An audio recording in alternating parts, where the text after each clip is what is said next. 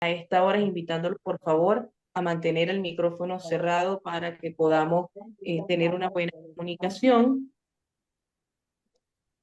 y de esta forma pues podamos comprender mejor lo que vamos a estar conversando en el día de hoy. Agradeciéndoles también a todos aquellos que van a transmitir este espacio por sus diferentes radios, bien sea en vivo o diferido. Es un espacio que ha sido pensado para todos y todas. Es un espacio que pues busca llevar esta información tan importante y tan relevante a los distintos puntos del mundo, ¿no? Iniciamos entonces este encuentro del día de hoy, como lo hemos dicho, elecciones en Estados Unidos, impactos en la realidad migratoria. Agradeciéndole a todos ustedes por acompañarnos, por conectarse, por estar en sintonía, estar en estos momentos conectados con nosotros con este tema que para leer pues es necesario hacer una descripción de los acontecimientos relacionados con la misión de educar y comunicar, de la pasión por la vida y el compromiso con la felicidad de los pueblos latinoamericanos. Y desde la Red de Migración y Comunicación de ALER, pues seguimos de cerca las elecciones en Estados Unidos, un país que cada año recibe a miles de migrantes de nuestra región. Por eso es crucial, es muy importante reflexionar sobre estos efectos en las poblaciones que migran forzadamente por nuestro continente hacia este país, hacia Estados Unidos, y que además es uno de los principales temas en las elecciones. Ambos candidatos han hablado de la necesidad de endurecer los controles sobre quienes entran en el país, en especial en la frontera con México. Y aquí valdría la pena preguntarse dónde quedan los derechos de las personas migrantes. Se habla de un proyecto de ley de seguridad fronteriza que incluiría una gran inversión para reforzar la seguridad en la frontera sur del país. Si hablamos de números, en el 2023 se estimaba que cerca de 47, más de 47,8 millones de la población de Estados Unidos son migrantes, lo que supondría que el 14,3% de la población estadounidense es migrante, siendo México el principal país de origen, que tiene una cifra de más de 10 millones de personas, seguido de India con 2,8 millones y China con 2,5 millones. Y muchos de los migrantes de otros países entran precisamente por esta frontera, por la frontera de México. Se trata de personas que dejan su país por guerras, por desastres naturales o simplemente por crisis económicas en su país de origen y van caminando por el mundo buscando nuevas oportunidades y recordándole al mundo que emigrar también es un derecho. Y es precisamente en ellos y en ellas en quienes pensamos desde este espacio, pensamos en las elecciones de Estados Unidos y los impactos que tendrán en la realidad migratoria de miles de personas. Pensamos también en los que atraviesan el Darién, en los que salen en caravana para llegar a su destino y en todas aquellas razones que tuvieron para dejar su territorio y en el derecho a migrar que como personas tenemos, derecho que tienen todos y todas en el mundo. Y es justo por esta razón que desde la Red de Migración y Comunicación de ALER nos encontramos hoy para analizar las elecciones en Estados Unidos y su impacto en la realidad migratoria, porque es un tema que nos encuentra a todos y a todas, es un tema que nos trae a todos y a todas a preguntarnos cómo va a estar la cosa después de estas elecciones, cómo quedan los derechos de los y las migrantes, cómo atender el tema desde nuestros países, cómo atender el tema desde lo comunicacional y qué hacer en este tema, ¿no? Así que eso es lo que nos trae a nosotros a este encuentro este día lunes 4 de noviembre de 2024. Y bueno, y no nos queda más que darles la bienvenida a todos y todas a este encuentro de experiencias y aprendizaje. Y lo queremos hacer invitándolos a pensar en unas preguntas que nos ayuden a llevar la temática. Pensar cómo ha sido mi experiencia o su experiencia con la migración. Vamos a escuchar una canción y esa canción nos invita a pensar de dónde venimos y cuáles son nuestras experiencias. ¿Cuáles son las experiencias de migración recientes, personales, de familia, de amigos? Queremos, queremos quedarnos con esas preguntas para que luego podamos reflexionar. Luego de escuchar esta canción, de ver el video de Jorge Drexler y su canción Movimiento.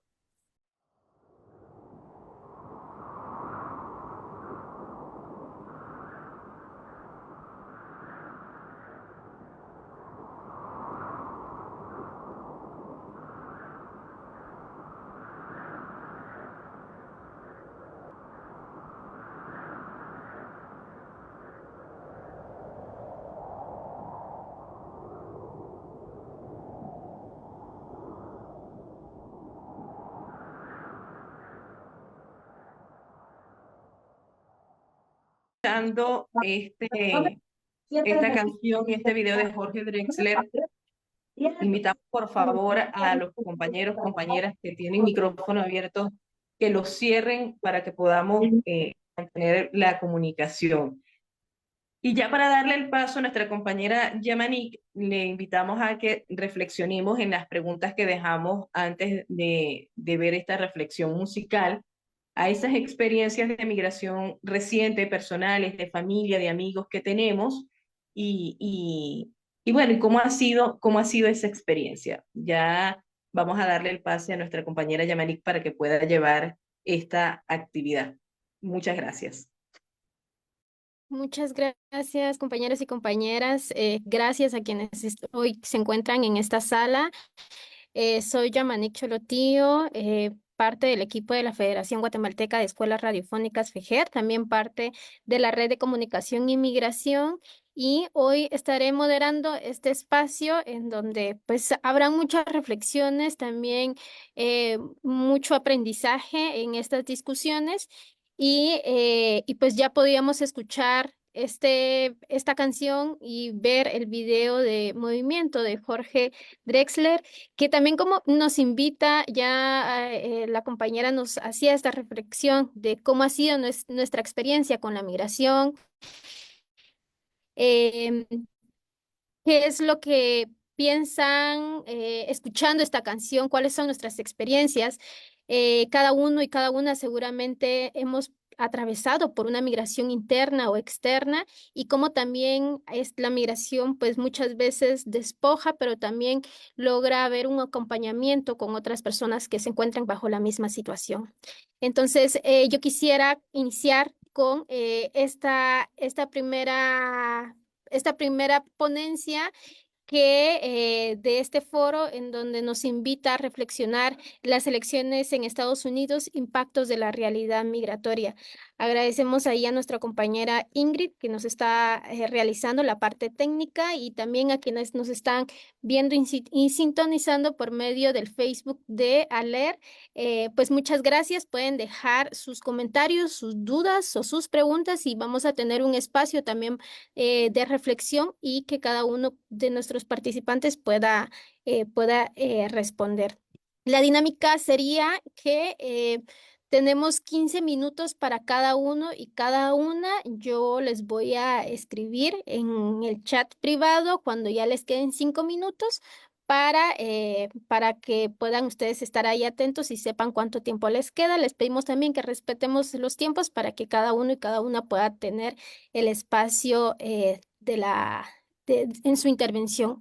Entonces, le vamos a dar la bienvenida a Jorge Ártiga, defensor de derechos humanos para migrantes y director ejecutivo de Sharon Foundation desde 1995. Le damos el espacio a Jorge. Jorge, ya te encuentras ahí con el micrófono activo. Yo te comienzo a contar el tiempo a partir de ahora. Gracias. Perfecto, es José Artiga. Soy José Artiga y les traigo un saludo desde Las Vegas. Normalmente yo estoy en San Francisco, pero la semana pasada un grupo de 300 voluntarios nos hemos movilizado a Las Vegas para sacar el voto de acá del estado de Nevada, que es uno de los estados que podría definir las elecciones. Em, Fue un día 27 de junio de 1980 a las 10 de la noche, semanas después del asesinato de Monseñor Romero, cuando Sorry. llegó el Escuadrón de la Muerte a mi pueblo That was the part where we En took our break. Martín, We have en El Salvador, lettuce, we have con cereal, 5 nombres. we La have idea egg. de ese día era...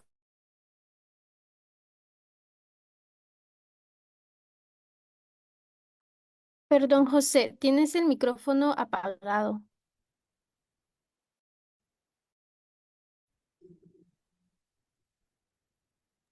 Ahora sí, ¿sí? ¿Me escuchan? Ahora sí, ahora sí. Ahora sí, gracias, gracias. Les decía que soy José Artiga, de la Fundación Share, y mandándoles pues un saludo desde aquí de Las Vegas, donde nos hemos desplazado para sacar el voto de este estado, que es uno de los que podría definir las elecciones. Primero agradecer la invitación a participar y decir que hablar de migración es un tema muy complejo y podrían haber 1000 diferentes interpretaciones y todas podrían estar correctas y todas podrían estar equivocadas. Em, pero yo como refugiado, yo llegué acá al principio de los 80, después de que el Escuadrón de la Muerte visitó nuestro pueblo con 5 nombres, con la orden de asesinarnos. Lograron asesinar a los otros 4 y yo por pura suerte salí vivo. Y ese mismo día me movilicé saliendo del Salvador y llegando a Estados Unidos después de todas las dificultades que eso implica. Pero llegando a Estados Unidos, fui uno de los primeros refugiados que se amparó ante el santuario. El santuario era donde las iglesias nos recibían, nos protegían, pero también nos daban una plataforma para poder denunciar, contar nuestro testimonio y pedir pues el alto a la guerra, pedir un alto a la intervención en aquellos momentos de Estados Unidos. Las elecciones, como digo, estas podrían ser las elecciones del siglo y están bastante complicadas, ¿verdad? Por un lado, el Partido Demócrata siente la presión de expresar una posición más dura de lo normal, ¿verdad? Porque se le acusa de ser el partido que abrió las fronteras y dejó entrar a miles de inmigrantes. Su propuesta de migración básicamente es pasar una ley, lo que le llaman una ley comprensiva sobre el tema de migración, que tendría que ser apoyada por los dos partidos y tendría que ser ratificada por las dos cámaras, la Cámara del Senado y la Cámara Baja del Congreso. Una situación bastante difícil en el caso de que una de las dos cámaras quede en las manos de los republicanos. Yo diría de que en el caso de los demócratas, casi que continuarían con lo que han hecho y sabemos lo que han hecho en estos 4 años, donde la comunidad inmigrante, la comunidad de abogados, de iglesias, de personas en diferentes partes del mundo, no está contenta con lo poco que ha entregado, ¿verdad? Eso continuaría, pero la posición de Trump... eh, ya también tenemos una imagen de lo que él hizo de allá en el 2016 al 2020, pero ahora eso se va a profundizar y lo han planteado en un documento que se llama el Proyecto 2025, con mucho lujo de detalle y lo han ido propagando en su campaña. A los inmigrantes, Trump nos ha llamado de todo, ¿verdad? A los centroamericanos nos dijo que veníamos de un hoyo de estiércol y recientemente a los puertorriqueños les dijo que vienen de una isla de basura. Entonces decía de que esto ha generado en la población que arriba del 50% tiene sentimientos en contra de los inmigrantes, ¿verdad? Eh, Trump está hablando de una deportación de 15 millones, ¿verdad? 15 millones de personas. Habla en ese documento del proyecto 2025 de crear un mega campo de concentración y de movilizar las Fuerzas Armadas para hacer una deportación masiva. Esto de una deportación masiva tampoco es nuevo. Allá por el 1947 se hizo una deportación masiva donde agarraban no solo a las personas indocumentadas, sino que al que parecía inmigrante y se fueron ahí ciudadanos mexicanos que fueron deportados. La gran pregunta es, ¿qué pasaría con los países que reciben remesas, ¿va? Donde algunos de estos países están recibiendo arriba del 20% de su Producto Interno, viene de las remesas? No solo dejarían de percibir esa remesa, sino que la pregunta es, ¿tendrían la capacidad de recibir a toda esa población que los republicanos pretendían deportar? Esto se complica y algunos podrían decir de que son cosas de campaña, pero el New York Times está diciendo, créanle que no es broma, lo que está planteando podría ser cierto. Va, entonces, esto de la migración y los ataques a los inmigrantes no es nada nuevo, ¿verdad? Fíjense que allá por el 1909 se usaba ya la parte de que los inmigrantes son criminales, ¿verdad? Y que venían de las cárceles y de manicomios. Eh, el, el término despectivo contra los inmigrantes eran que eran ratas, ¿va? Ratas italianas, irlandesas, después chinos y mexicanos. Este lenguaje de odio se ha mantenido. También se dice que los inmigrantes traemos enfermedades y allá por el 1956 a los trabajadores que venían de México bajo el programa de trabajadores, físicamente se les sumergía en DDT, ¿verdad? Para supuestamente eliminar las enfermedades contagiosas que traían como el cólera. A los marinos de Haití no se les permitía desembarcar y a los irlandeses también se les acusaba de que traían cólera y a los haitianos que traían el SIDA. Hay otras acusaciones más agresivas, como decir de que traen un ADN, en sus genes traen un ADN que son inferiores y tanto Hitler como Trump preferirían de que hubiera una limpieza étnica de esta población.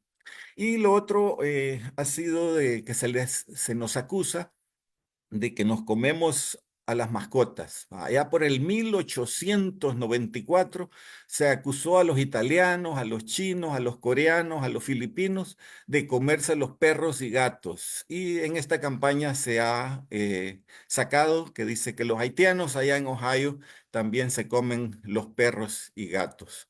Son políticas de odio, son políticas que nos ponen en contra de la comunidad inmigrante. Y yo diría, y con esto voy cerrando, que hay como dos temas importantes. Uno son las políticas fallidas del modelo neoliberal o del modelo económico que se ha usado o se ha impulsado en muchos países y que eso ha creado desplazamiento. Pongo el ejemplo de Honduras. Hace 40, 50 años no había un desplazamiento tan grande como el que existe ahora de Honduras. Pero esas políticas de extractivismo fueron desplazando a la población, fueron quitándole las tierras donde se cultivaba el frijol y el maíz para sembrar palma africana, o fueron desplazados como los garífonas de sus tierras que se usan ahora para turismo. En otro caso tenemos el estrangulamiento económico de países como Cuba y Venezuela que también genera desplazamiento. Pero hay otro que quizás no se le vea con mucha intensidad y es el cambio de tecnología que se está dando. Un cambio de tecnología que está llegando tan rápido que no ha habido tiempo de transición. Por decir algo, cuando se introdujo la electricidad, hubo una transición de como 100 años. Y en esos 100 años el desplazamiento tecnológico dio tiempo para moverse a otros rubros. En este caso, la tecnología está llegando. Les voy a dar un par de ejemplos. En San Francisco, San Francisco, California, ha sido uno de los lugares donde se ha probado el vehículo sin motorista. Al principio se veía como una locura, ¿va? Imagínense allá en Ecuador o en Honduras o en San Salvador, un vehículo sin motorista. Y se puso ahí en San Francisco porque las calles de San Francisco son estrechas, son empinadas. Ahorita hay 400.000 viajes de un vehículo sin motorista al mes. 400.000 viajes. ¿Se acuerdan? Uber vino a desplazar al taxista y luego estos Uber van a ser desplazados por el vehículo sin motorista. Amazon puede cargar y descargar un camión con un robot. Cajas grandes, cajas pesadas del robot. Al principio se le caían, pero ahora con mucha facilidad puede cargar y descargar un camión. También los call centers ya están ya eliminando a los humanos y las preguntas que uno hace al call center los hace a través de inteligencia artificial. ¿Verdad? Por decir algo, una cajera en un supermercado, en un banco o para comprar un boleto de avión ya se puede hacer directamente con un robot. Esto va a crear en el norte, tanto Europa como Estados Unidos, un desplazamiento grande de la población y gente ciudadana se van a quedar sin empleo. Entonces, la idea es parar un poco la migración para que estos empleos que son de trabajos más duros, los vaya agarrando la gente que va quedando desempleada. En este sentido, no es cosa de partido político, las políticas de migración, sino que ambos partidos van a tener políticas duras contra los inmigrantes y, por supuesto, los republicanos políticas extra duras.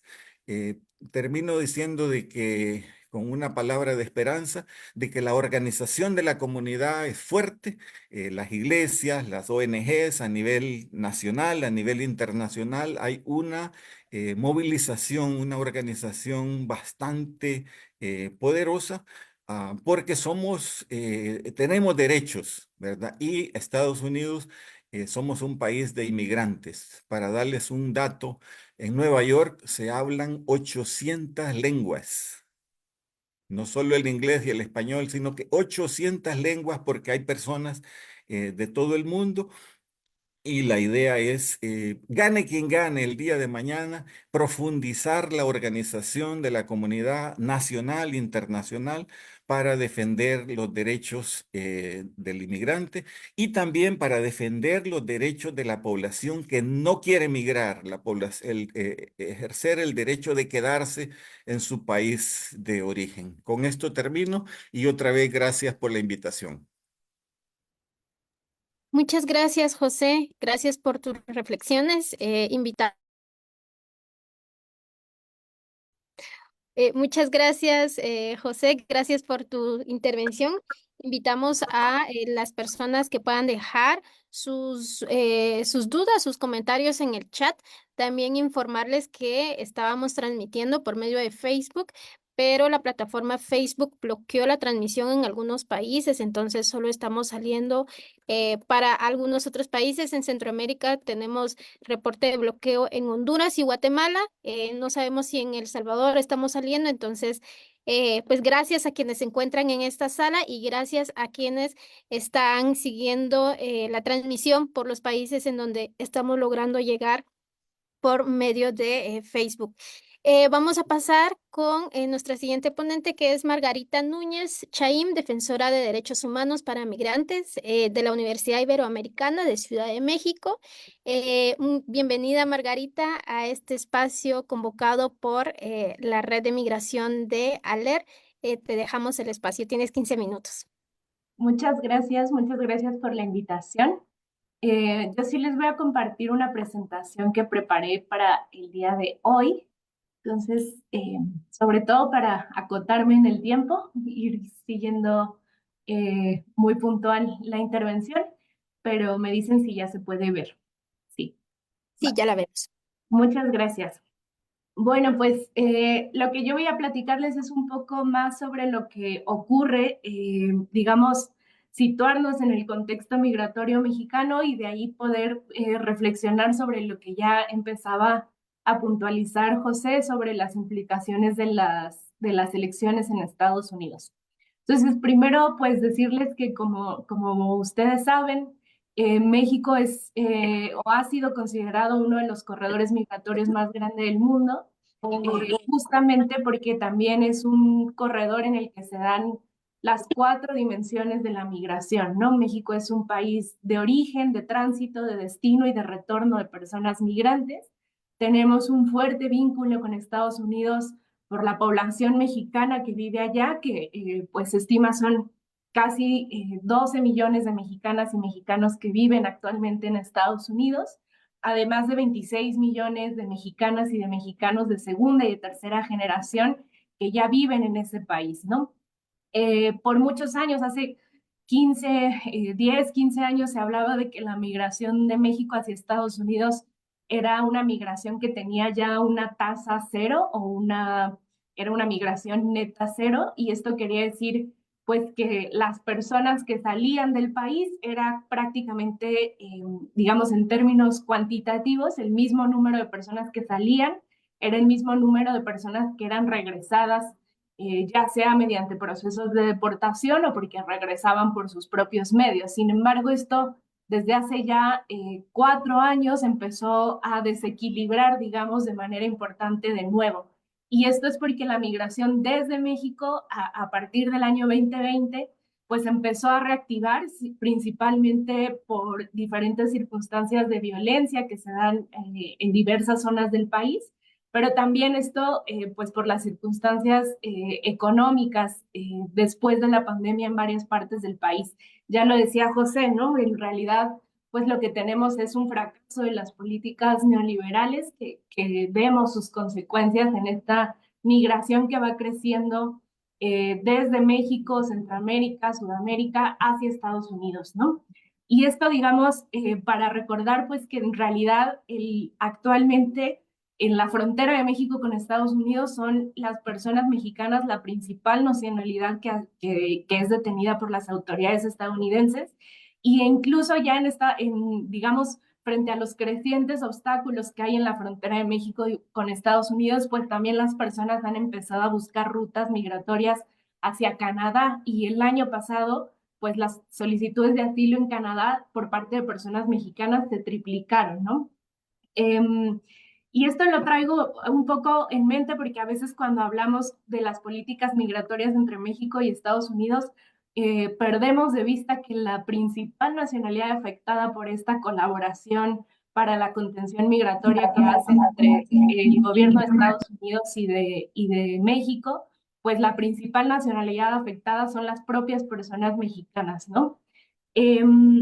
Decir que a grandes rasgos en México actualmente tenemos 3 tendencias. Estas 3 tendencias las identificamos en un ejercicio de análisis de contexto de la Red Jesuita con Migrantes a nivel México, en la que hablamos de que cada vez México es un país de destino forzado justamente por las políticas de contención que se implementan de manera colaborativa entre los gobiernos de Estados Unidos y México.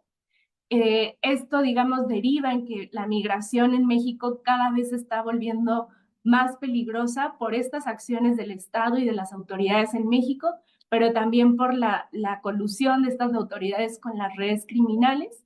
Y esto, digamos, también impacta en que los esfuerzos de la sociedad civil y de las iglesias pues están cada vez más desbordados, ¿no? Y también decir que digamos, bueno, para, digamos, dimensionar un poco cómo México se está volviendo este destino forzado, pongo por acá algunas cifras de las detenciones que han venido realizando las autoridades mexicanas en el territorio mexicano en los últimos años. Y como vemos, pues es justamente en 2020, en la pandemia, pues por todas las medidas de restricción, de aislamiento, disminuyeron.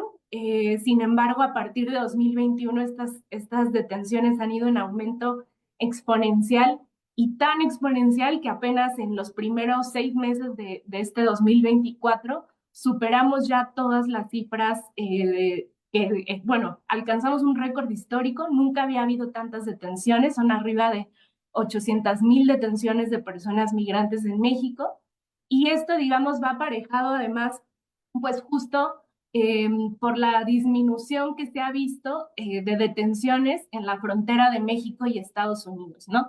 Y por acá, pues justo lo que quiero ir colocando es cómo esta presión del gobierno de Estados Unidos por lo polémica que es la agenda migratoria a nivel electoral y político en Estados Unidos, se traduce en que México incrementa sus controles migratorios y, digamos, este incremento en las detenciones en territorio mexicano, pues tiene que ver con que efectivamente se han disminuido las detenciones concretamente en la frontera de México con Estados Unidos por parte de autoridades estadounidenses.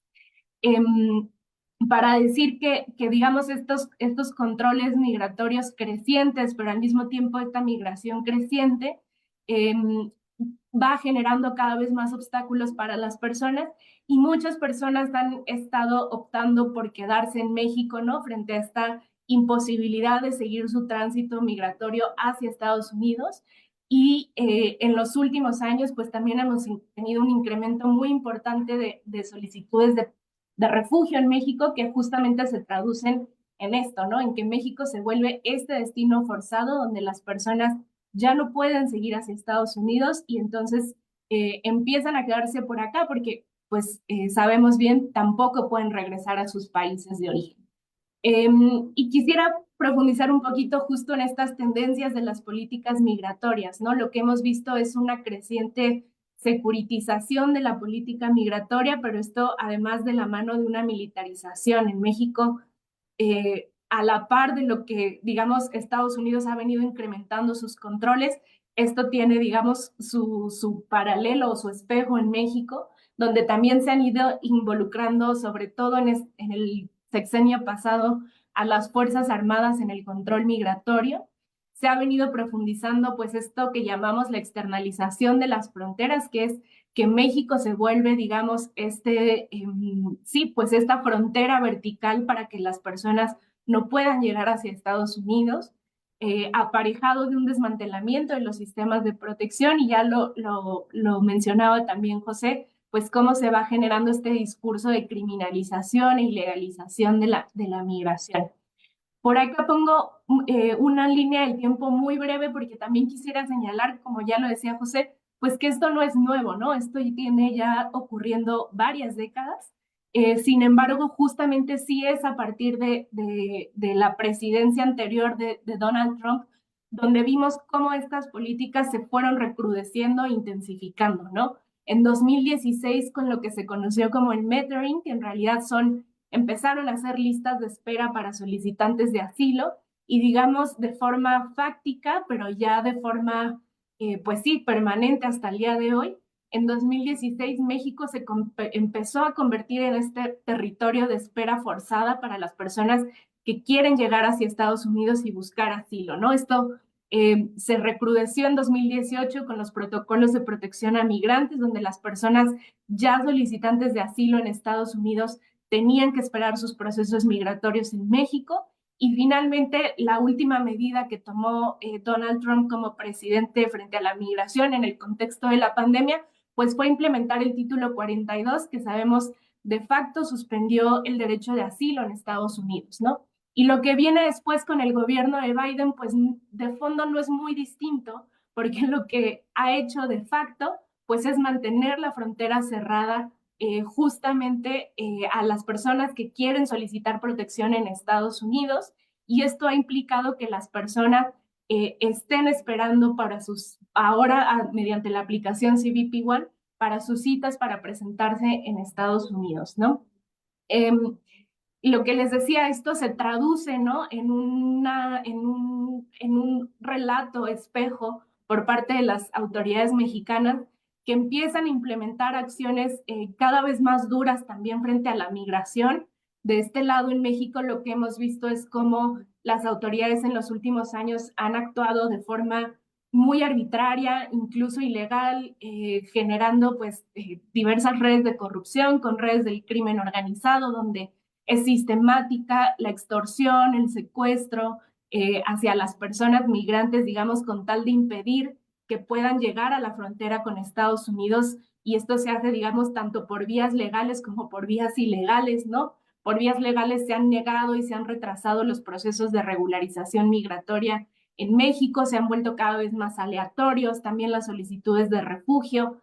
Hemos visto cómo las oficinas de la Comisión Mexicana de Ayuda a Refugiados en los últimos años han cerrado, han abierto, han cambiado sus requisitos, han cambiado la forma en que se realizan los trámites, y esto pues con toda la intención, digamos, de desorientar y de ir retrasando cada vez más el que las personas puedan acceder a una condición regular y por lo tanto puedan moverse en territorio mexicano.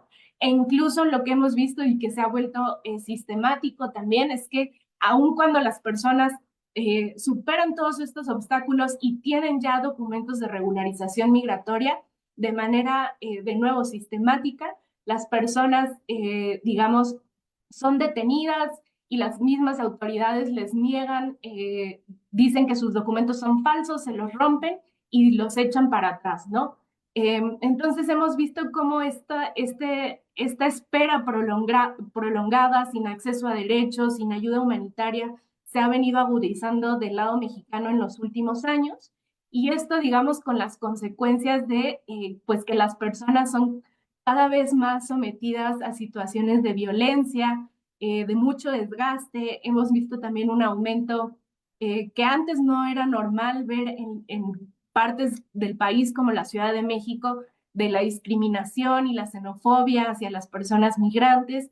Y esto también lo hemos visto, digamos, de la mano de un incremento ya lo decía, de los delitos y las violencias que se cometen contra las personas migrantes en todo el territorio nacional. Y para ir cerrando, decir que, bueno, del lado mexicano también tenemos o tuvimos un cambio de gobierno muy reciente, que a pesar de que ha sido un cambio de gobierno realmente en términos políticos, pues es el mismo partido el que permanece en el poder, pero además ahora pues con una mayoría legislativa que le está permitiendo hacer cambios importantes en términos constitucionales y que está generando, digamos, a la cual casi no hay contrapesos, y que la política migratoria en México, en este nuevo sexenio que tiene apenas un mes y unos días de haber empezado, vemos que sigue siendo enmarcada dentro de la política exterior, y en ese sentido, pues de nuevo este nuevo gobierno que tenemos en México, pues sigue dando una prioridad muy importante a la relación con Estados Unidos para decidir su política migratoria. Se ha hablado de que pues en México se implementa un modelo humanitario de movilidad humana, que no es nada más ni nada menos que estas políticas de mayor contención, que además se plantean desde una perspectiva que vea la migración como una migración económica, cuando sabemos que hoy en día no necesariamente es una migración predominantemente por motivos económicos. E incluso, por ejemplo, el responsable de la relación con Estados Unidos, que el director para América Latina dentro de la Cancillería, pues sigue siendo la misma persona, ¿no? Entonces, lo que vemos es que va a haber una continuidad en estas políticas, al menos del lado mexicano, y lo que se avecina, digamos, en términos de las elecciones y cuál sea el resultado electoral, ya lo decía José, ¿no? Digamos, hay diferencias en cuáles son las políticas que se están planteando, diría yo, sobre todo diferencias en términos de forma, ¿no? En términos de cuál es la narrativa, que claro que tiene impactos muy importantes porque esta narrativa puede conducir a acciones pues terribles si se legitima este discurso tan abiertamente racista, xenófobo, discriminatorio. Pero digamos de fondo, las medidas que ambos candidatos van a implementar van a seguir en esta tendencia de medidas restrictivas a la migración que se van a traducir en esto, ¿no? Mayor contención en México, pero además en otros países, ¿no? Digamos, esto sin que además veamos pues que haya de manera previsible algunos cambios en las tendencias de las migraciones, ¿no? Sabemos que las migraciones se deben a las condiciones que hay de vida en estos países y eso de fondo no vemos que haya un cambio en el corto ni en el mediano plazo. Entonces, creo que lo que vemos es cómo va incrementando esta tensión frente a más migraciones, pues políticas más restrictivas.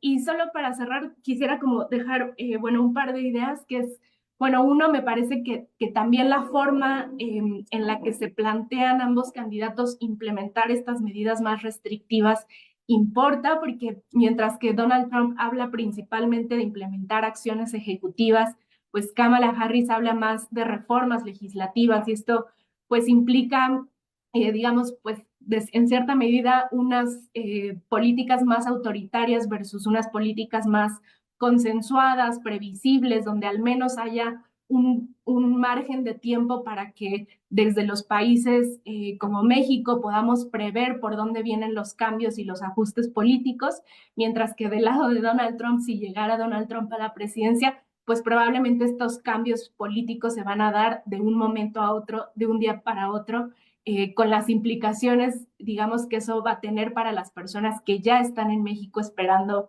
llegar hacia Estados Unidos, ¿no? Y por último, nada más decir las preguntas que se lanzaban al principio, ¿no? ¿Dónde quedan los derechos de las personas que migran? Me parece que, pues que lamentablemente no están al centro de estas discusiones políticas electorales y que pues justamente frente a eso lo que tenemos que hacer desde los países que estamos al sur de la frontera de Estados Unidos, desde las universidades y desde los medios de comunicación, pues es justamente pues una labor más de sensibilización, de concientización de lo que realmente están implicando estas políticas y de lo que realmente implicaría, ¿no? De implementarse alguna de las dos plataformas que lleguen al poder en Estados Unidos, pues para poder accionar, ¿no? De forma que podamos, pues, garantizar de mejor manera los derechos de las personas que migran. Eso, muchas gracias. Muchas gracias, Margarita. También gracias a las personas que están ya dejando sus preguntas y comentarios por medio del chat de Zoom. En su momento tendremos un espacio para poder también presentarlas y que nuestros panelistas las puedan responder.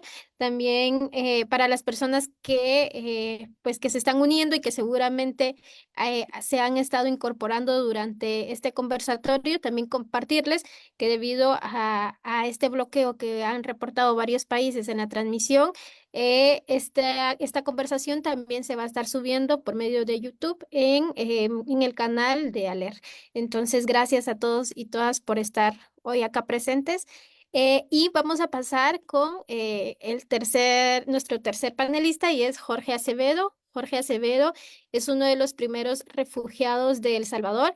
Es profesor en la Universidad Católica de Perú. También ha trabajado con ciudadanos y ciudadanas migrantes. También ha estado realizando incidencia para conseguir ciudadanía para los migrantes con la TPS y DACA. Entonces, le dejamos el espacio a Jorge Acevedo. Gracias, Jorge, por estar hoy acá con nosotros y tienes 15 minutos. Muchas gracias, Yamani. Bueno, yo modestamente soy solo profesor de la Pontificia Universidad Católica del Perú. Eh, los otros roles, digamos, no me corresponden, ¿de acuerdo? Quisiera dejar en claro eso.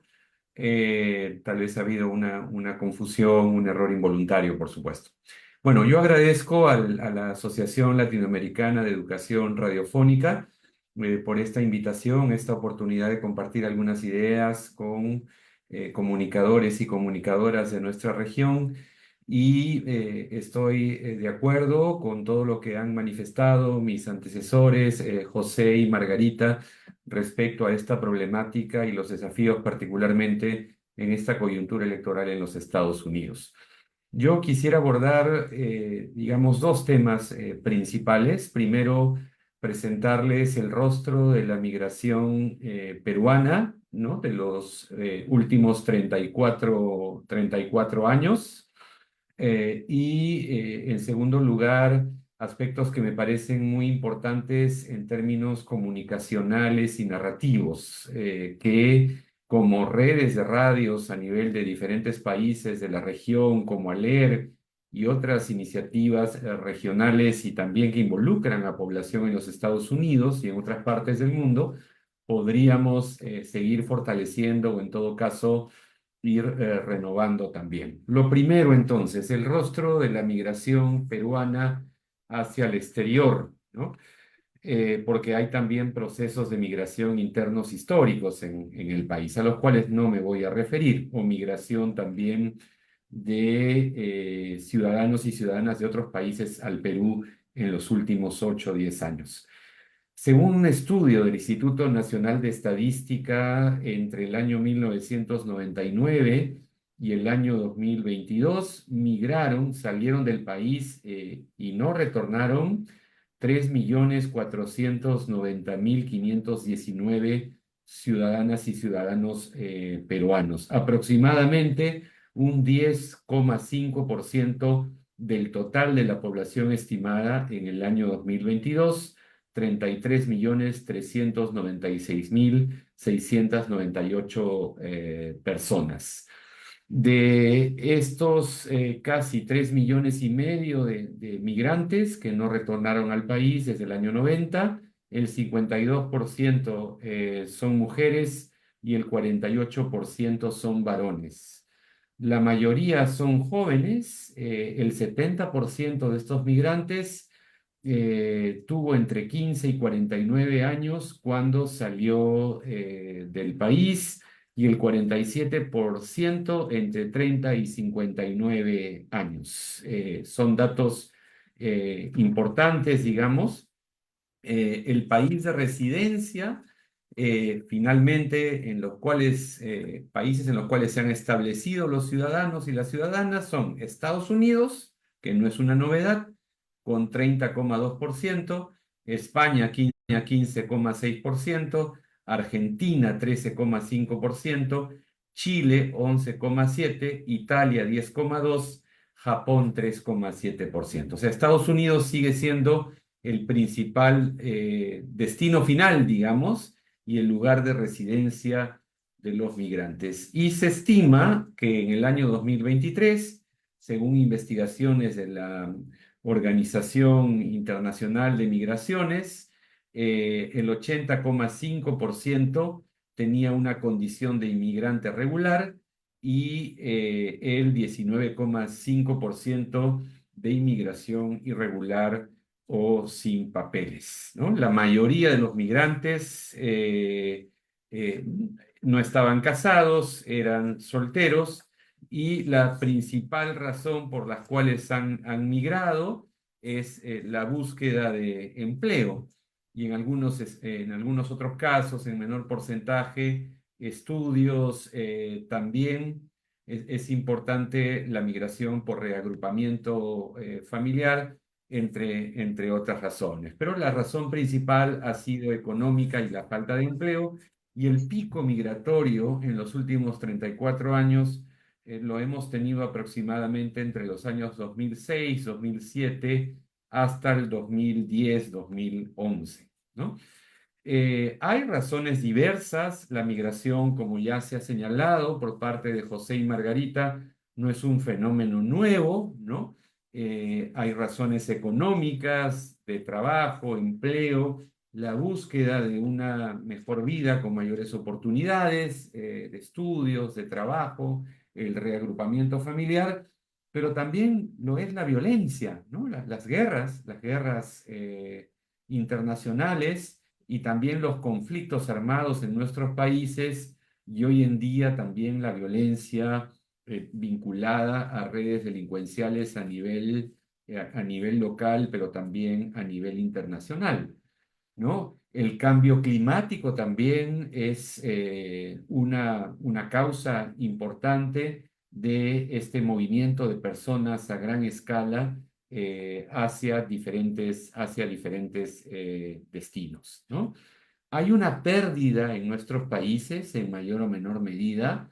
El Perú decrece ya poblacionalmente, es decir, la salida de gente joven, como lo acabo de señalar, en estos últimos 34, 35 años, y también, ¿no? La tasa de natalidad, cómo se ha ido modificando a lo largo del tiempo, está generando poco a poco un decrecimiento. Entonces, el Perú digamos, a diferencia de lo que ha ocurrido a lo largo de gran parte del siglo XX y comienzos de este siglo, empieza a envejecer.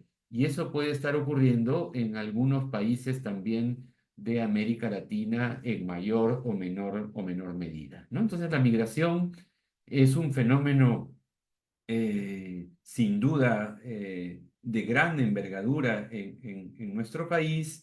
En la región, Estados Unidos es el principal destino, el lugar de residencia, y todo lo que se discuta a nivel político y particularmente en esta coyuntura electoral va a afectar sin duda la situación de nuestros compatriotas, de nuestras compatriotas inmigrantes por diversas razones de diferentes países de América Latina hacia los Estados Unidos. Ese es el primer punto que quería abordar, ¿no? El perfil, el rostro de la migración peruana hacia el exterior en estos últimos 35 años prácticamente, ¿no? Ahora, lo segundo que quería decir ya tiene que ver más con el lado político y narrativo. Una cuestión que me parece importante señalar, y lo han hecho hincapié tanto José como Margarita, es que si bien, digamos, en términos generales y en temas de fondo, la política norteamericana no va a cambiar significativamente, gane Trump o gane Kamala Harris, sí hay algunas diferencias ya señaladas, ¿no? Una de ellas es la narrativa que desde mi punto de vista genera condiciones para medidas incluso que pueden ser más extremas, ¿no? En caso de que se convierta por segunda vez en presidente de los Estados Unidos el señor Donald Trump, ¿no?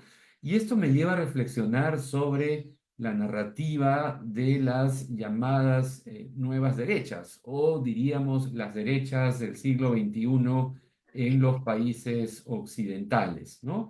Hay 3 o 4 claves políticas y narrativas, pero yo me referiré a 2 fundamentalmente. Primero, una retórica anti-inmigración, que no es nueva, pero que se ha amplificado, pero que ha llegado a niveles cada vez más masivos a propósito de la emergencia de estos liderazgos en los últimos 20 años, ¿no? En Europa y en Estados Unidos principalmente, ¿no? Están avanzando electoralmente, hay algunas barreras de contención en Europa y podría ser, digamos, en parte, ¿no? Una barrera de contención también, un eventual triunfo de la candidata Kamala Harris, ¿no? Pero es un discurso muy fuerte que enmarca a los inmigrantes como la causa fundamental de los males de las sociedades o de buena parte de las sociedades occidentales, ¿no? Se los vincula con problemas de seguridad, con problemas de empleo, con cambios culturales y religiosos, ¿no? La narrativa es en general anti-inmigración, se apela a las poblaciones hispanas y provenientes de otras regiones, pero ya asentadas, que en parte pueden ser bastante reaccionarias también. Esto se ve en las encuestas preelectorales y también en conversaciones en la vida cotidiana que uno puede tener con descendientes de migrantes o migrantes de primera, de segunda generación en Estados Unidos y en otras partes de Europa. Y es un asunto que hay que abordar también desde un punto de vista narrativa o narrativo y político, ¿no? Y lo segundo es el nacionalismo. La segunda clave que me gustaría destacar de estas derechas recalcitrantes y extremas que emergen con vigor en el ámbito de los medios digitales es el nacionalismo, ¿no? Francia para los franceses, Estados Unidos para los norteamericanos occidentales, digamos, ¿no? Blancos, conservadores, políticamente y en términos religiosos, ¿no? Alemania para los alemanes, o sea, estamos frente a dos claves que se vinculan y se retroalimentan, ¿no? La narrativa y el enmarcado antimigratorio y los nacionalismos extremos que también tienen, por supuesto, una repercusión en el ámbito económico y que no habría que perder de vista, ¿no? Y esto me lleva a plantear algunos desafíos para nuestras redes, tanto en América Latina como de América Latina también en diferentes países de Occidente, donde estos discursos y estos movimientos políticos van cobrando mayor vigor, ¿no? Más fuerza. Yo diría que hay que enfatizar, como lo han señalado José y Margarita también en parte, en las causas de la migración. La población no sale de sus territorios, de sus pueblos, de sus países, porque simplemente quiere vivir fuera, ¿no? Hay causas económicas, hay crisis sanitarias, hay crisis climática, hay guerras, hay violencia, conflictos armados internos y actividades de redes delincuenciales que tienen vínculos internacionales o pisada internacional. Entonces, creo que trabajar sobre las causas es fundamental, ¿no? Es fundamental para tratar de informar, sensibilizar y hacer un trabajo político también en las sociedades del norte, ¿no? Donde también tienen presencia nuestras redes y colectivos de comunicación.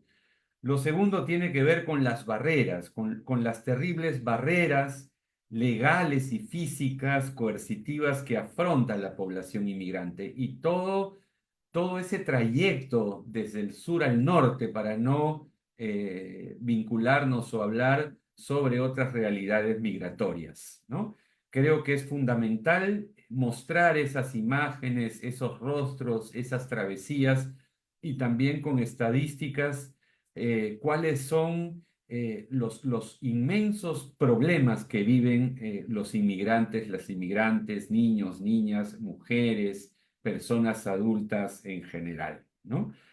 Lo tercero, los aportes de los inmigrantes en el norte y también en nuestros países, porque tampoco podemos dejar de señalar que en nuestros países también hay xenofobia, una xenofobia muy fuerte, ¿no? Y lo hemos vivido y lo vivimos en el Perú, por ejemplo, con relación a la migración interna del campo a la ciudad, de las zonas andinas fundamentalmente hacia Lima y la migración principalmente venezolana por la crisis que no podemos negar que se vive en Venezuela, ¿no? Y creo que es importante también todo lo que podemos hacer en nuestros países, ¿no? Creo que son algunos aspectos que podríamos trabajar mejor con historias, con campañas, con narrativas y por supuesto también buscando incidencia política. Y finalizo con esto. No, sin duda, no hay muchas diferencias de fondo en las opciones políticas en Occidente y particularmente en los Estados Unidos, ¿ya? Pero sí hay matices. Lo que no podemos es encontrar diferencias entre nosotros. Entre las izquierdas sí somos muy agudos para encontrar diferencias, pero cuando hablamos de un sector o de sectores de centro derecha o derecha extrema, no vemos diferencias. Y yo creo que ese puede ser un error que no habría que volver a cometer. Muchas gracias. Muchas gracias, Jorge. Muchas gracias, José y Margarita, por este espacio.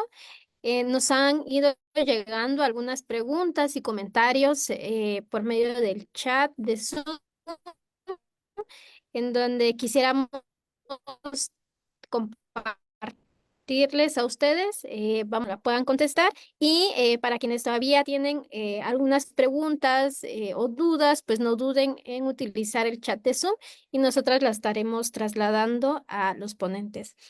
La primera pregunta es de nuestro compañero Inmer Gerardo Chévez de Radio Progreso en Honduras y parte de la red de migración. Y nos comparte, si ganan los republicanos, ¿se podría cumplir la promesa de deportar a más de 15 millones de migrantes? Y si se cumpliría la deportación masiva, ¿qué pasaría en Estados Unidos sin la población migrante? Le podríamos dejar esta pregunta a Margarita. Otra pregunta nos la comparte Brenda Valdés, em, donde nos comparte si notan algún cambio en la articulación de las organizaciones de sociedad civil en la región de cara a las múltiples crisis que estamos atestiguando. Esta pregunta va para José, y también nos preguntan desde también Radio Fe y Alegría y de la red de radios jesuitas. Decía el señor Artigas, dijo que es un panorama complicado para los migrantes, gane quien gane. Mi pregunta va, ¿a quién le iría menos peor? ¿Con quién nos iría menos peor a las personas migrantes? Y hay un último comentario y es de Micaela Casas. Las migraciones a nivel regional no están en las agendas de los países. Se han solicitado al CEPAL y no se ha trabajado temas como trabajo, vivienda, educación, salud y acceso a la justicia. También se presenta la migración, no se presenta la migración a las comunidades trans, travestis de Perú en Argentina. No estamos en ninguna estadística y no estamos considerados con nuestra identidad. Siempre se clasifican como en las estadísticas como personas no binarias.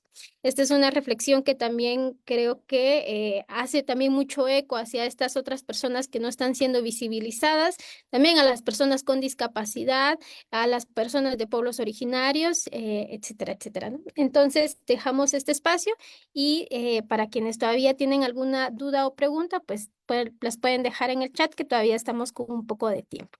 Si gustan, podemos empezar con Margarita. Muchas gracias. Bueno, pues yo intentaré responder esta pregunta, pero también creo que los colegas José y Jorge podrían responderla muy bien. Honestamente, ha sido como, sí, muy polémico si sería viable esto de deportar a 15 millones de personas.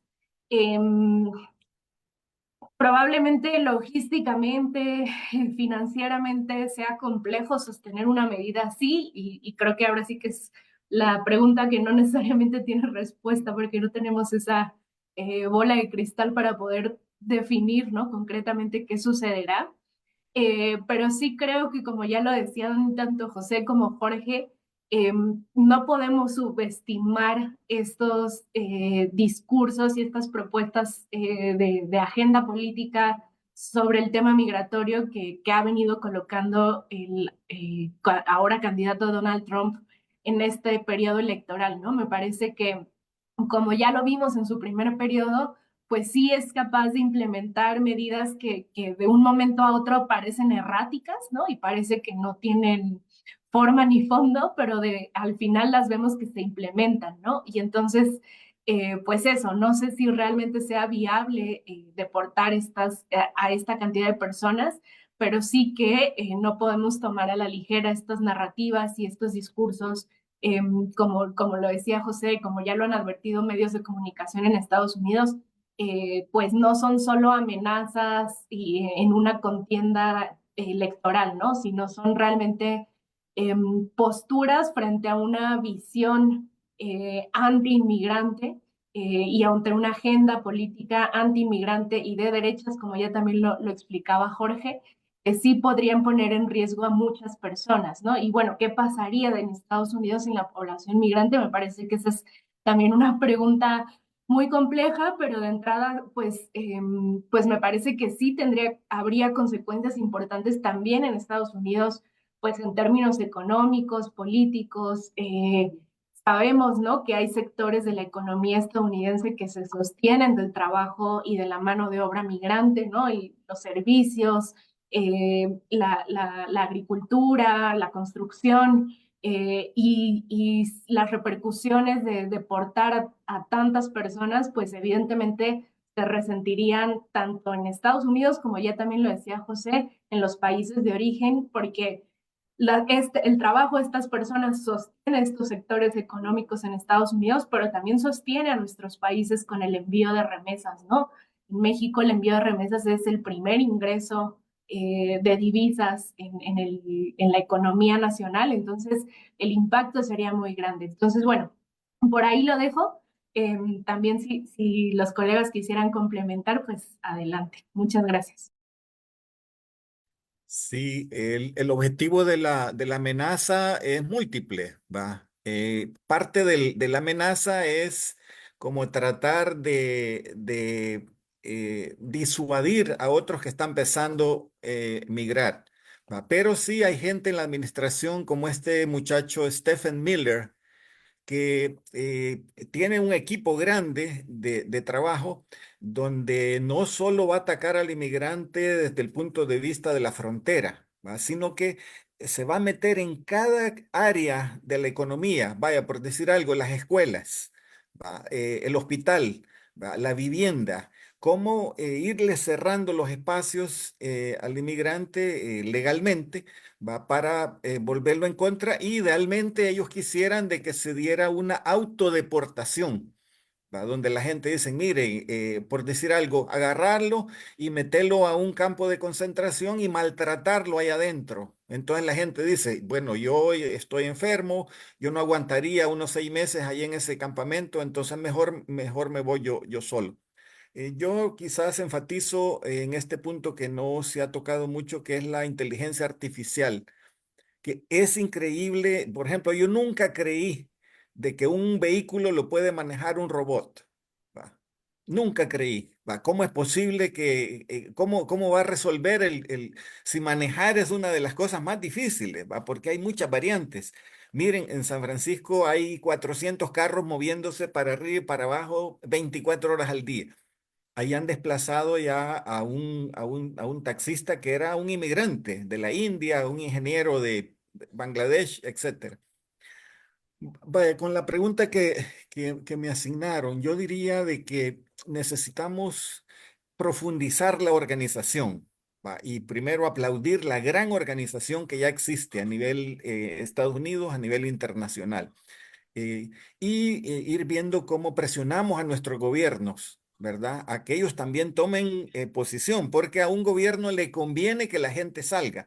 A un gobierno de El Salvador, él feliz que salieran 100.000 personas, ¿va? Porque se quita ese problema y en unos pocos meses va a recibir remesa. Entonces los gobiernos a veces se hacen los mareados con esto de la migración.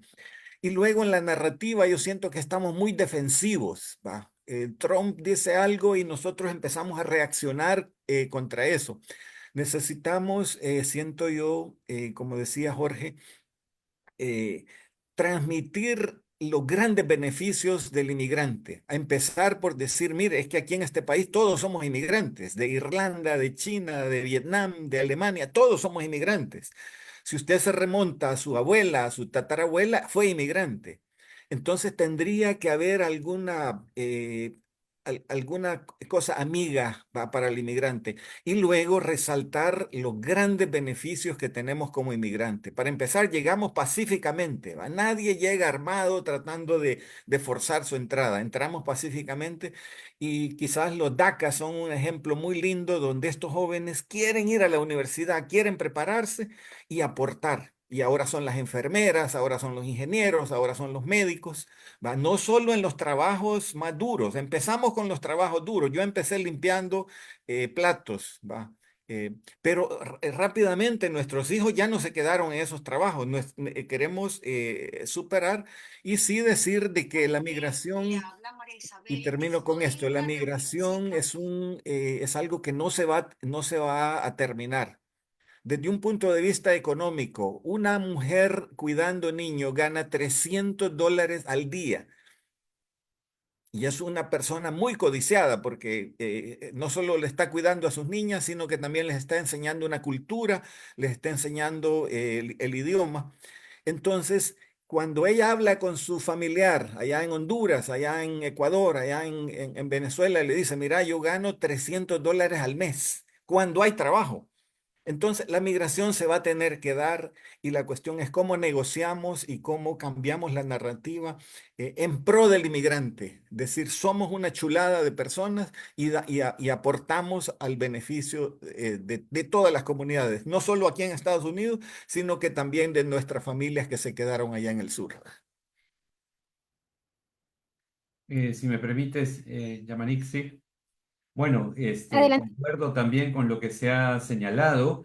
Yo no relativizaría, digamos, estos discursos de estas derechas extremas en el mundo y particularmente en los Estados Unidos.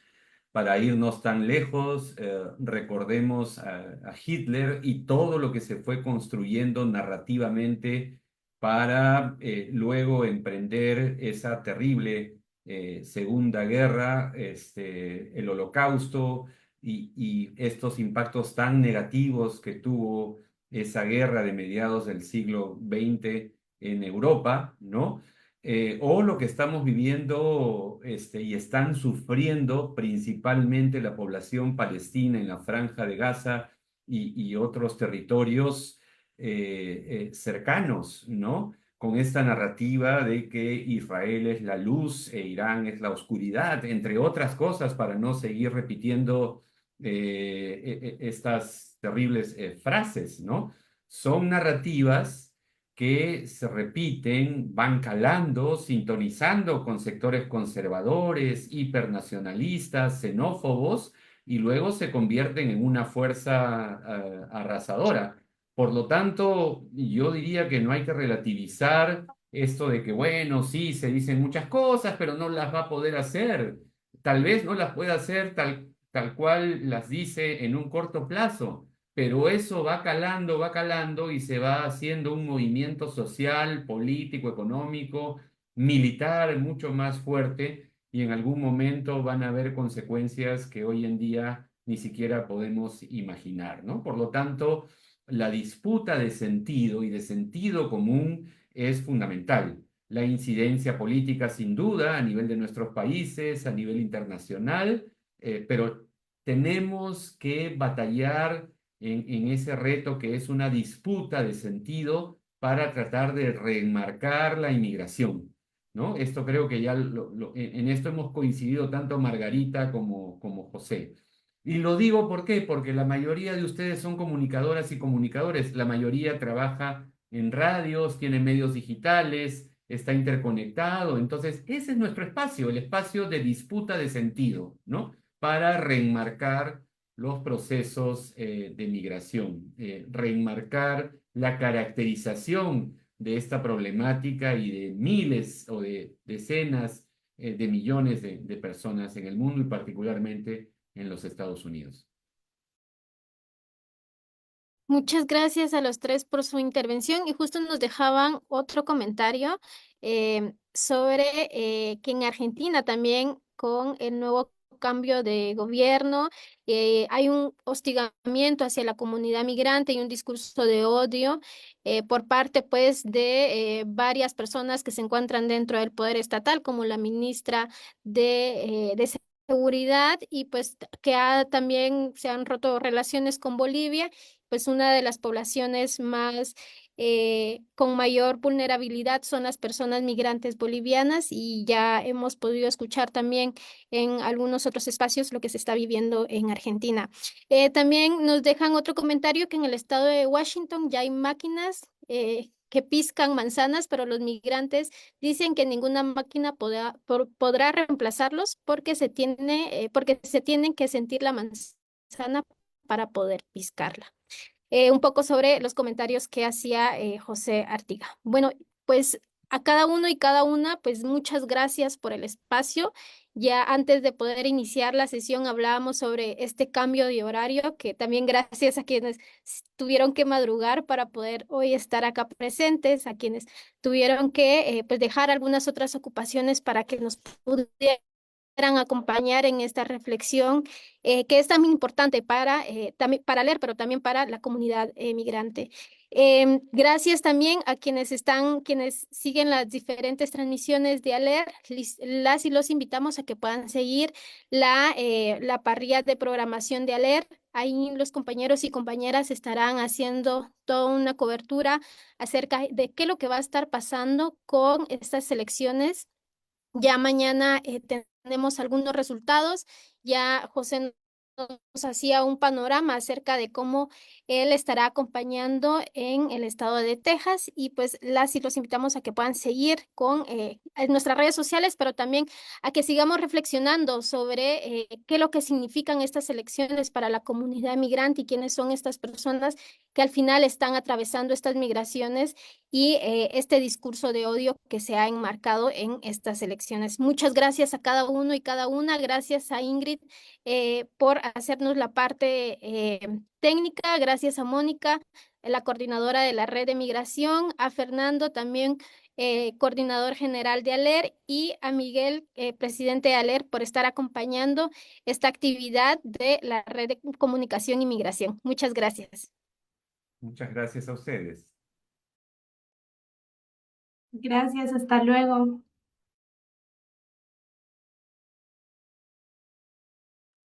Bendiciones. Hasta pronto.